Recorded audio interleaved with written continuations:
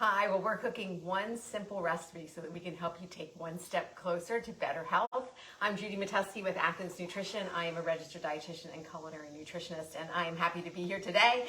Just getting back from a beautiful trip to Portugal. We were in a small town called Ericeira, just outside of Lisbon, and I was happy to be able to do this recipe for you because it's going to sort of showcase some of the things that I brought back from our trip. All right, so let's go ahead and get started. Today's it's pasta with fresh fennel and sardines, and we're going to talk a lot about sardines if you're not used to using tinned fish, and we'll talk again more about that.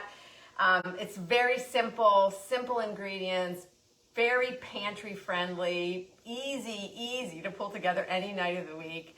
My husband absolutely loves this. This is probably his favorite recipe. He asked for it for his birthday. He loves it so much. So let's talk a little bit about the ingredients and what I kind of did ahead of time. All right, so it's just a few ingredients. The main ingredients are fresh fennel, sardines, and then we're adding some raisins, and I'm using toasted walnuts instead of pine nuts. So some pretty bold flavors that you're thinking, when I first saw this recipe, it's actually from a cookbook that I picked up probably in the late 80s. This is one of my first cookbooks that I had. It's a New Basics cookbook by Julee, Rosso, and Sheila, Lukins.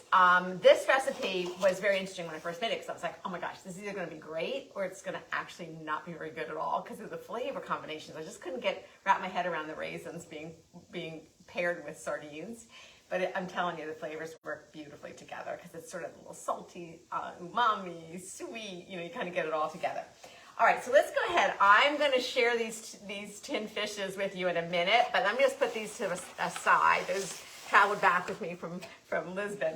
All right, so let's talk a little bit about what I did. I have the onion and the fennel, half of it anyway, at least started.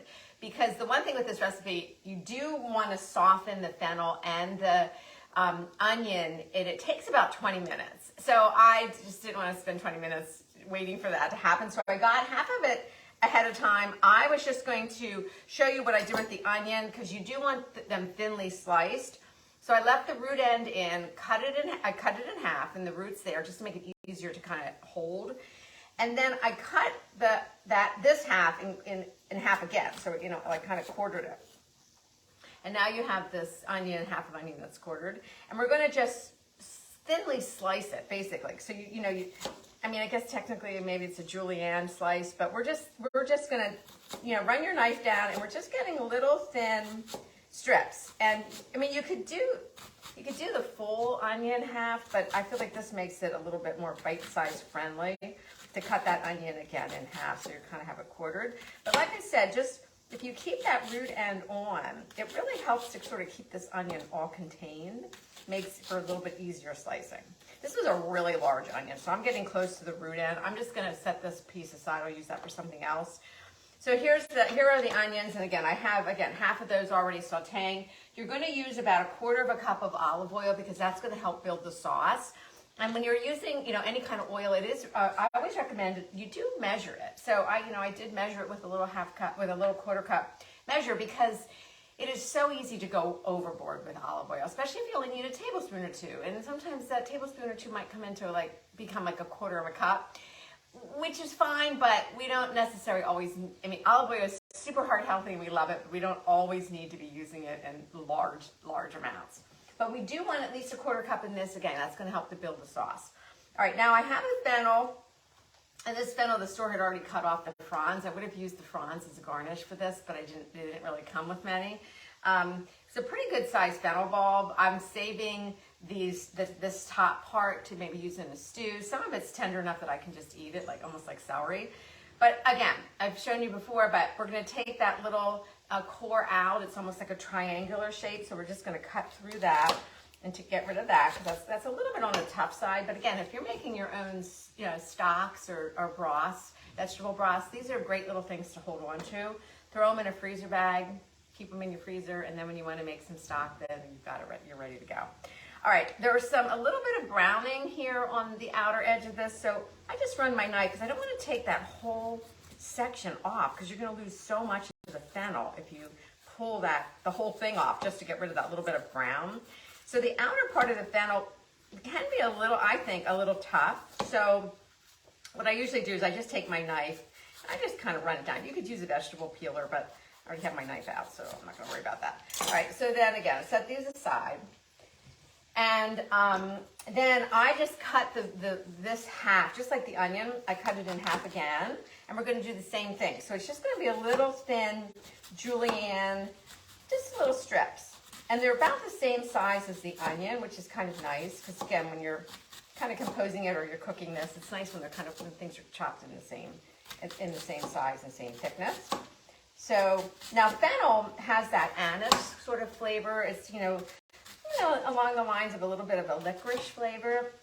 Some people don't like it. I absolutely love it. This is probably one of my favorite vegetables to use. I prefer it fresh because I feel like when you have fresh fennel in a salad or you're just munching on it, you really do get that anise flavor.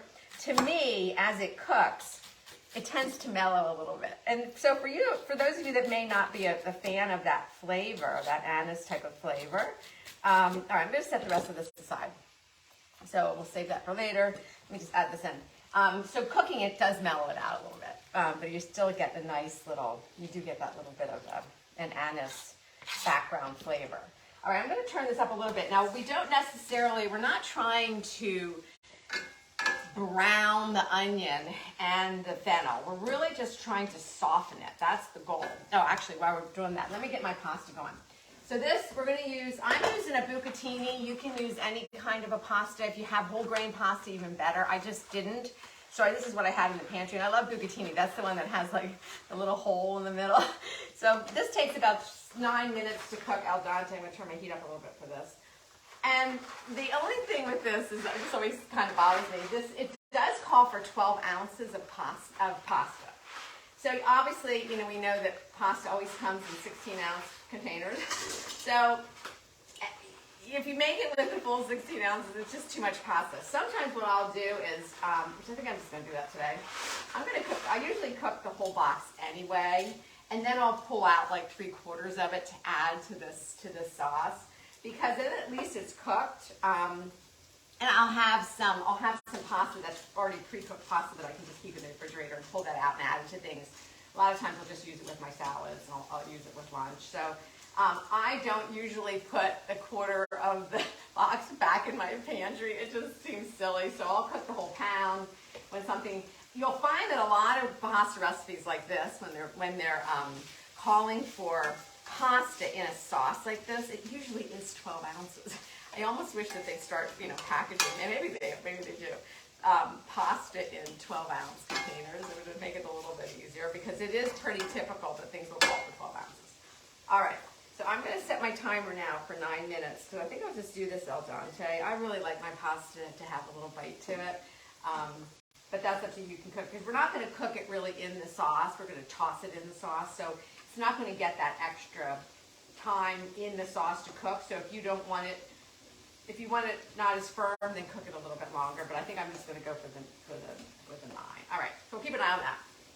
All right, so this is cooking down. I have it on like a pretty medium-low heat. Again, like I said, we're not really looking to brown this. We're really just trying to just soften it. Okay, so I'm going to just put this aside and let this go for just a little bit longer, just to soften up those pieces that I just add. So even though I'm speeding this up, this is going to have like a little bit of texture. It's going to be, some of these onions and fennel is going to be on the softer side, and others are going to have a little more of a crunch to them, which is fine. That's fine. But typically you're going to add it all at one time, cook it for about 20 minutes on a medium to low heat, and then you're boiling your pasta off to the side as you're doing that. So this is why it's so nice and fast, because you're kind of doing everything at the same time.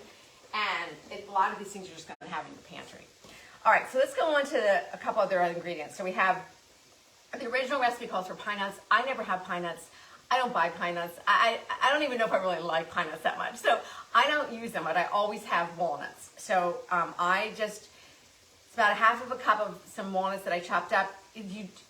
Toasting them just is another layer of flavor. And because I have the pan out and I had it heated up anyway, before I put the olive oil in, I just threw in my 1/2 cup of chopped walnuts just to toast them for 5 minutes or so. I just kept, stirring them around in the pan, and then took them out, just because it does develop the flavor of the walnuts, and it adds to the dish. Do you have to do that step? No, you could skip that and just add walnuts or pine nuts, whatever. You know, I guess you could use other nuts. I've only ever used walnuts in the recipe. So we have the walnuts off to the side, and then we have about a half a cup of raisins. I use a little less than a half a cup. I felt the first time I made it, I don't know, I just thought half a cup of raisins seemed a little bit too many for me in the dish, but, you know, I just a little less than that. Okay. Let me just check on this pasta because it was really rolling here. All right. I think that should be pretty good. Now, all right, so let's just, as we're talking, I'm just going to stir these a little bit. All right, so those look pretty good. The heat's pretty decent for not browning. All right, sardines. I do get excited about tin fish. My husband has me on a tin fish of the month club as a gift, which sounds funny, but it's great. I love it. And we were just in Portugal, and I loaded up my suitcase with, here's a huge box of them right here. Here's another box that I filled with tin fish, and I have more over my counter. Because when you're in Portugal, you know, Portugal and Spain, probably the top producers of tin fish. And not only are the quality is so good, but it also, the packaging is absolutely gorgeous. So sardines, these are just sardines in olive oil. This is smoked trout in olive oil. This is by a cool company. It was recommended to me in this store that I was in. I put it up on Facebook Live. I mean on Facebook. Jose Gourmet, because this is great, fresh, interesting fish with different sauces you could get, with tomato sauces or some other kind of like a garlic sauce. This is codfish. That's again just in olive oil and garlic. A lot of cod in Portugal. I loved it. Not fresh cod, but tin cod, or what's bacalhau, which is like a salted dried cod that they rehydrate, which I honestly didn't think I would really like, but it was phenomenal. It was in so many different interesting dishes. The food there was, I thought, amazing. There's a lot interesting flavor combinations. They were taking a lot of the traditional Portuguese dishes and sort of giving them a little bit of a modern twist that with a lot of the restaurants that we went to. So this is actually the salted cod that was rehydrated, and they have it in a tin. I could go on and on. I mean, they're so cool. The packagings are just beautiful. And that's what I love about it. Now, the one I'm using today is a brand called Jupiter. This is one that I'm getting a lot in my tin fish of the month club. The Jupiter brand seems to be pretty popular, and it was there too. Like, we saw it all over. You can get these gorgeous tin fish in supermarkets too. You don't have to really go to a specialty market. So I'm just using the ones from the Jupiter brand, just in olive oil. I drain the olive oil off. These are absolutely gorgeous, thick, beautiful sardines. And that's what we want. We want those sardines to look nice and plump and gorgeous. So the brand does matter, in my opinion, when it comes to tin fish. Because some tin fish, is just the quality's not going to be as good. They're going to be really fishy, maybe too salty. These are lightly packaged in sodium. The salt is not that high in this particular brand for the sardines. So love, love, love them. And we got 4 minutes. Okay, and I think we're pretty strong, right? This is really coming together. All right, love them. But a couple quick things too about sardines. Because they're so pantry stable, they're amazing. So you can always have not just sardines, but like we got octopus, we got smoked trout. Like I said, there's a lot of different options for tinned fish. It doesn't have to be sardines. But in that, you can use them interchangeably, I think, in most recipes. But what's lovely, okay, so, you think if you eat this tin, it's about 20 grams of protein, which is amazing. That's exactly the amount that we should have at a meal. So for most women in particular. So I love these on toast. I love them on my salads. I like them in pasta dishes. And they're also really a good source of calcium and vitamin D, which vitamin D is so hard to get in food. It just isn't that plentiful. So it is a really good natural source of vitamin D in tinned fish. And what's really amazing is that it's such a great source of omega-3 fatty acids. So American Heart Association tells us, for most of us that, healthy adults, we want about 250 milligrams or more of omega-3 fatty acids a day. One of these tins is 700, 800, some over 1,000 milligrams. So what a great way to really get your omega-3 fatty acids, as well as other minerals, as well as, like I said, the calcium, the vitamin D. Just a great little amazing package. And again, buying the best quality, I think, is really pretty important, but still very economical and affordable. They're not really real expensive. So Love, love, love them. And they, again, I think the better the quality, the less fishy they are. So in something like this, they do not overpower this dish. They are a little more of like a background in their flavor. All right, toasted walnuts, let's just say this was about 20 minutes. It's really breaking down. Let me get my pasta, turn it down a little bit too far. All right, so we're gonna add the toasted walnuts. They're going in. And again, walnuts are a plant version of omega-3 fatty acids, if you don't know that. Omega-3 fatty acids aren't really plentiful in the plant world, but there's a version of them that are high in walnuts. That's a pretty decent source of it in walnuts. Not as potent, because the body has to convert this type of omega-3 fatty acids to DHA or EPA, which you lose a little bit in the conversion, so it's not as great as fish, but it is another source in the plant world. All right, so I'm just going to add the walnuts, and now we're going to add the raisins. And then this, we're just going to cook for about 5 minutes. We'll cook it until the pasta comes out. All right, so that's good. And I'm not even going to drain my pasta. I'm just going to take about 3/4 of that pasta and just add it to the sauce. So let's just toss this around. So this would go for maybe 5 minutes. I'm going to kind of cheat it a little bit, because it honestly doesn't matter. We're just warming through the walnuts and the raisins. And then you turn off heat. And now we're going to add our 2 tins of the sardines. All right, so we'll put these in, and then we're just going to break these up by stirring them around. So again, this is off heat. I did drain them. I don't really want the oil from this, because that can be a little bit more fishy. So I'm going to just use the sardines without the oil. And then with my tongs, I'm just going to kind of break these sardines up a little bit. And then the recipe, again, calls for parsley. And I went out into the garden, and we didn't have parsley. We have so many herbs, but I think our parsley is pretty much over in the garden. So I just grabbed some basil. So I just chopped up maybe 1/4 cup of basil. I'm going to use that instead. So we're going to toss that in. This is the dish. There's no salt and pepper needed. You can taste it and feel it, see if you think you might want a little bit more salt, but I feel like the sardines are really the sardines are bringing the sodium to the dish, and this is it. So here it is. Now we're just going to add, this is the sauce, and now we're just going to add the pasta. My pasta's done, so I'm going to pull my pan over, and I'm just going to take about, like I said, 3/4 of this pasta. It's okay. A little bit of that pasta water is great. Just kind of adds to a little starchy sauce to help with the sauce. So let me just take this out. This is all right. Yeah, I'd say, I think that's probably about 3/4 of it. And if you want to, you could use some of the sauce, some of the pasta water. The recipe does not call for that. But if you wanted it to be a little bit saucier, because there's not like this isn't saucy. This isn't like a saucy pasta. It's just that the ingredients that we're using kind of they kind of cling a little bit.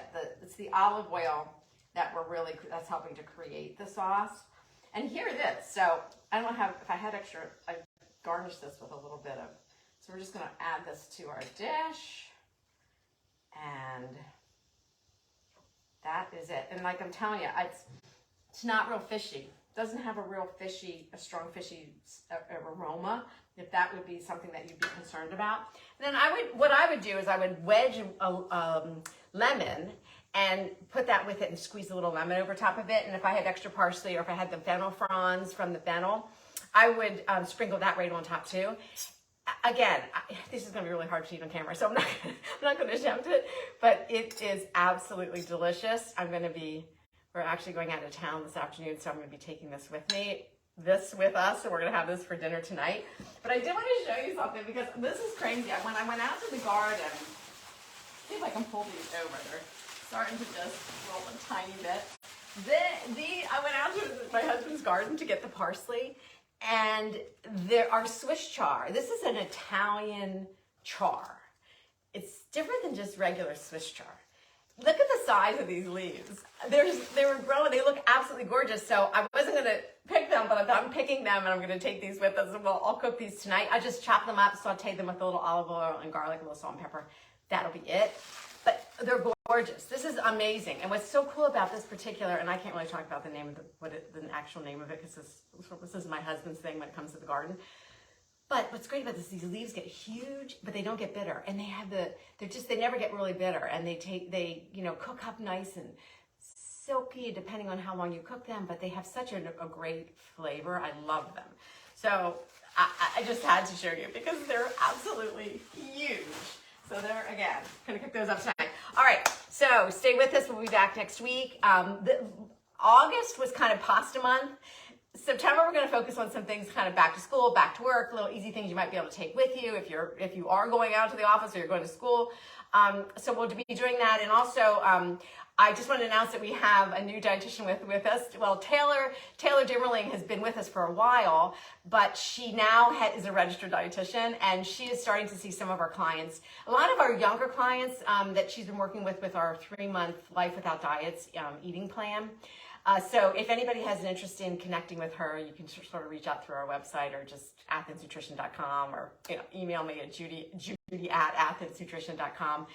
So she is available as well as myself. I tend to work with a little bit of an older clientele, 50 and up, mostly women, but I do work with men too, again, around just healthier eating as we kind of age, whether that's getting to a little bit of a healthier weight, whether it's lowering our cholesterol, whether it's improving our blood sugar, whether it's just trying to feel better, because we just need to get our eating plan and our eating, in better shape. So reach out anytime. I'll be back next week. Have a wonderful week and see you soon.